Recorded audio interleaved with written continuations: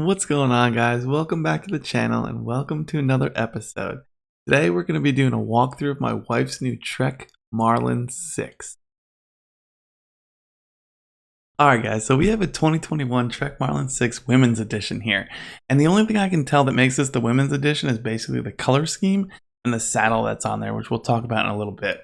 But the color on this is the Miami Green Royal, and it's a medium-sized frame based on my wife's height. So what we're going to do here is that we're going to do a close-up look at some of the components so you guys can get a better view, especially if you're looking to buy this bike, and see what you think.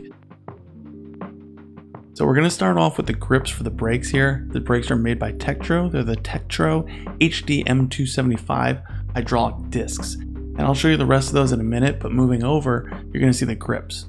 The grips are the Bontrager XR Endurance Comp lock-ons. And it's really nice that they're actually lock-ons because they have those bolts that hold them on.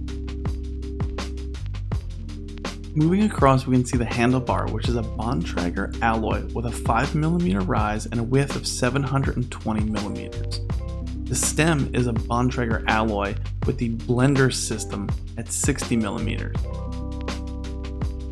The blender system that Bontrager has is basically just so that you can easily mount certain accessories like headlights. So here's the grips and the brakes on the other side.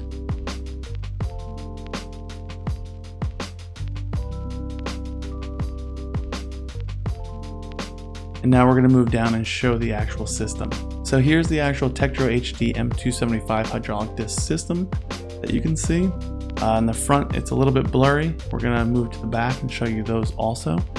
The front hub is actually a Formula DC20, and the rear hub here is a Formula DC22. You're going to see those two black dots right there. Those actually pop out, and that's a built-in mounting system for the Trek kickstand. Now we're going to move in and show you the fork. So the fork is an SR Suntour SCT30, which is a coil spring system with a 100mm travel. It does have hydraulic lockout, which is that blue switch on the top, and then on the other side it has the ability to kind of set dampening on it. You can see that this is a little bit dirty because I was out riding my wife's bike with my son that day. But this fork is working really well, especially on the trails that we're riding on. Really happy so far.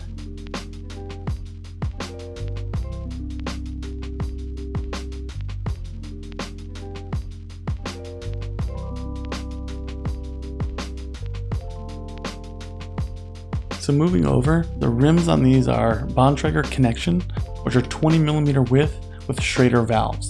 The tires on here are Bontrager XR2 Comps, which are 29 by 2.2. And these are not tubeless ready. I know a lot of people are always looking to convert to tubeless. However, these are not tubeless ready. You'd have to get different tires to make that happen.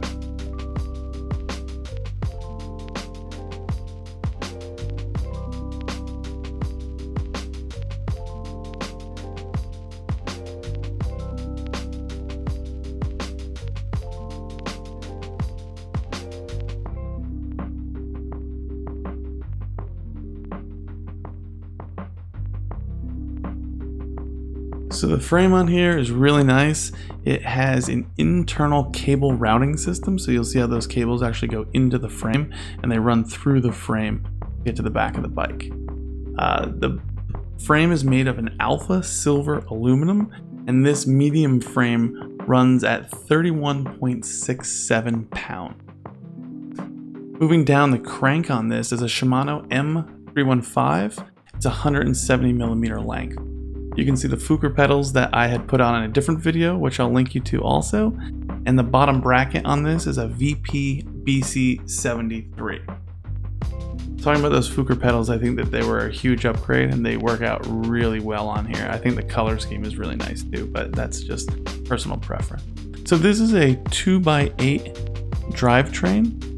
So this is the shifter for the front derailleur, and the front derailleur is a Shimano Altus M315.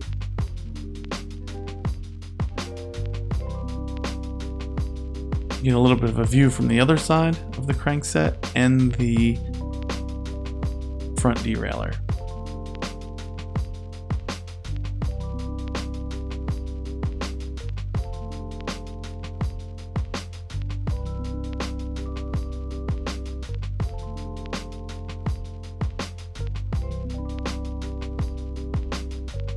Moving towards the back now, we're going to see the cassette, which is a Shimano HG31. It's 11 to 34, and it's an 8-speed. The rear derailleur is a Shimano Altus M310.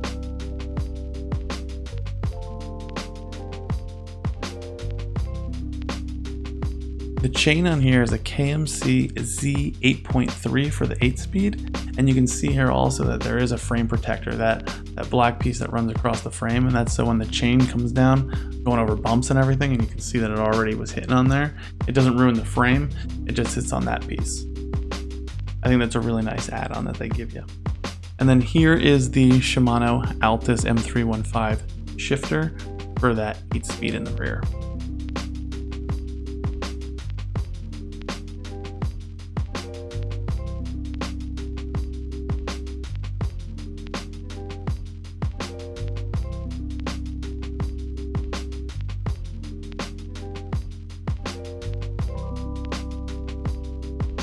Now here you're going to see the saddle, which is a Bontrager Ajna women's seat. I don't know if I'm pronouncing that correctly. AJNA is the model seat from Bontrager, and that sits on a Bontrager alloy 330 millimeter seat post. So there is no internal routing for a dropper post on this. However, the frame is really nice. It does have internal routing for the cables. It just doesn't go into this seat post. So that's the bike, and we're really happy with the bike, especially for what we need it for.